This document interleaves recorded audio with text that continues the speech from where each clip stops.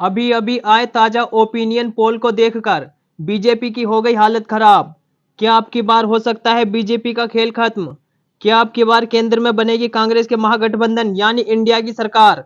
स्वागत है दोस्तों, आज के इस वीडियो में हम बात करेंगे लोकसभा चुनाव ओपिनियन पोल के बारे में। जैसा कि आप सबको पता है कि आगामी वर्ष में लोकसभा का चुनाव होने वाला है, तो अब की बार केंद्र में किस पार्टी की सरकार बन सकती है? क्या मोदी जी बनेंगे तीसरी बार भारत के प्रधानमंत्री, या अब की बार कांग्रेस का महागठबंधन क्या बना पाएगा अपनी सरकार? आज की इस वीडियो में देखने वाले हैं।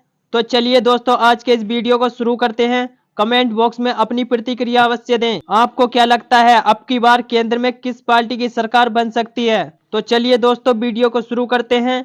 इससे पहले यदि आपने हमारे चैनल को सब्सक्राइब नहीं किया है तो चैनल को सब्सक्राइब कर लें। तो चलिए दोस्तों, आज की वीडियो को शुरू करते हैं। चलिए साथियों, सबसे पहले हम बात कर लेते हैं महाराष्ट्र की। महाराष्ट्र राज्य लोकसभा की कुल 48 लोकसभा सीट है। भाजपा के खाते में 16, जबकि कांग्रेस की महागठबंधन यानी इंडिया के खाते में 32 लोकसभा सीट जाती दिख रही है। यानी महाराष्ट्र राज्य में भाजपा को भारी नुकसान का सामना करना पड़ सकता है। यदि दोस्तों हम बात करें आंध्र प्रदेश की, आंध्र प्रदेश में लोकसभा की कुल 25 सीटें हैं। यहाँ पर भाजपा के खाता खुलने की कोई संभावना नहीं है। यहाँ पर भाजपा की लुटिया डूबती नजर आ रही है, जबकि कांग्रेस का महागठबंधन यानी इंडिया के खाते में 10 और दलों के खाते में 15 लोकसभा सीट जाती दिख रही हैं। यदि दोस्तों हम बात करें पश्चिम बंगाल की, पश्चिम बंगाल में कुल 42 लोकसभा सीटें हैं। यहाँ पर भाजपा के खाते में 8, जबकि इंडिया के खाते में 34 लोकसभा सीट जाती दिख रही हैं। यानी पश्चिम बंगाल राज्य में इंडिया को बहुत अधिक फायदा होने वाला है, जबकि भाजपा को भारी नुकसान का सामना करना पड़ सकता है। दोस्तों इसके बाद अगला राज्य आता है बिहार। बिहार में लोकसभा की कुल 40 सीटें हैं। यहाँ पर भाजपा के खाते में 14, जबकि इंडिया के खाते में 26 लोकसभा सीट जाती दिख रही हैं। यानी कि बिहार राज्य में भी इंडिया को बहुत अधिक फायदा होने वाला है। यदि दोस्तों हम बात करें उत्तर प्रदेश की, उत्तर प्रदेश में लोकसभा की कुल 80 सीटें हैं।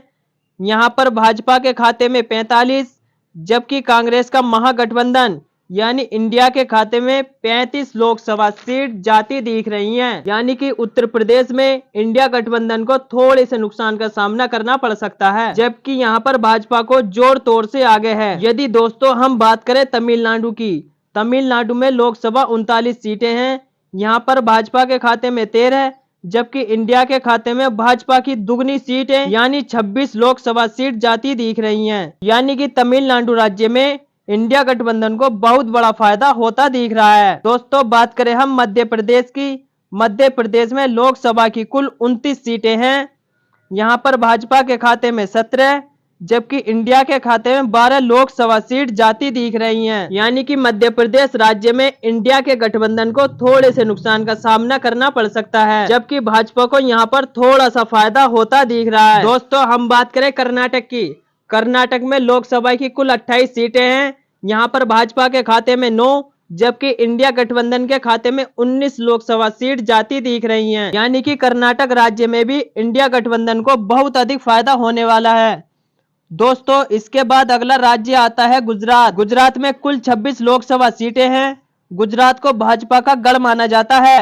भाजपा के खाते में 18, जबकि इंडिया गठबंधन के खाते में 8 लोकसभा सीट जाती दिख रही हैं। यदि गुजरात राज्य में भाजपा को बहुत बड़ा फायदा होता दिख रहा है, कांग्रेस के महागठबंधन यानी इंडिया को भारी नुकसान का सामना करना पड़ सकता है। दोस्तों इसी के साथ हम बात करें उड़ीसा की, उड़ीसा में 21 लोकसभा सीट हैं।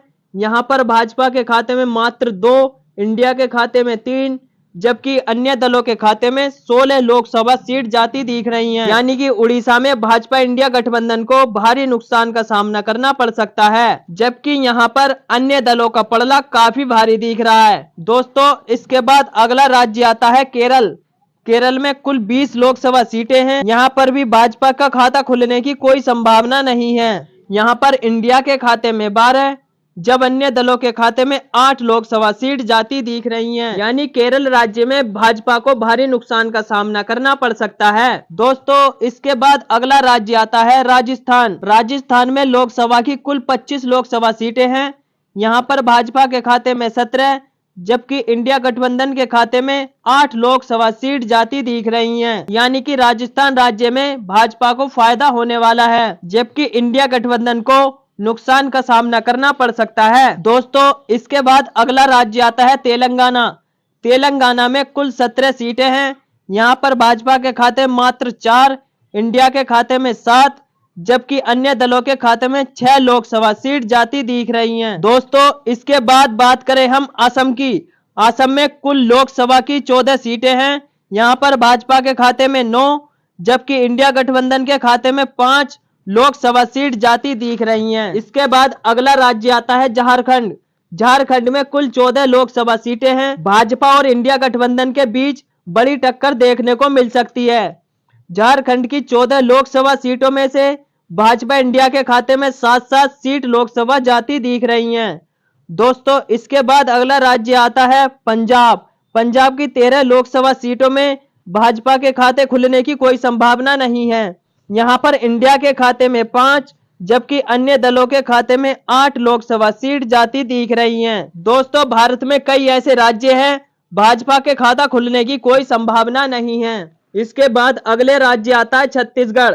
छत्तीसगढ़ की 16 लोकसभा सीटों में से भाजपा के खाते में 5, जबकि इंडिया के खाते में 6 लोकसभा सीट जाती दिख रही हैं। दोस्तों, हम बात करें हरियाणा की। हरियाणा की 10 लोकसभा सीटों में से भाजपा के खाते में 4, जबकि इंडिया गठबंधन के खाते में 6 लोकसभा सीट जाती दिख रही हैं। यदि हम बात करें दिल्ली की 7 लोकसभा सीटों में से भाजपा के खाते में 3, जबकि इंडिया गठबंधन के खाते में 4 लोकसभा सीट जाती दिख रही हैं। दोस्तों, इसके बाद अगला राज्य आता है जम्मू कश्मीर। जम्मू कश्मीर की 6 लोकसभा सीटों पर भाजपा इंडिया गठबंधन के बीच भारी टक्कर देखने को मिल सकती है। भाजपा के खाते में 3, जबकि इंडिया गठबंधन के खाते में भी 3 सीट जाती दिख रही हैं। दोस्तों, हम बात करें उत्तराखंड राज्य की। उत्तराखंड राज्य में 5 लोकसभा सीटों में से भाजपा के खाते में 2, जबकि इंडिया गठबंधन के खाते में 3 लोकसभा सीट जाती दिख रही हैं। दोस्तों, इसके बाद अगला राज्य आता है हिमाचल प्रदेश।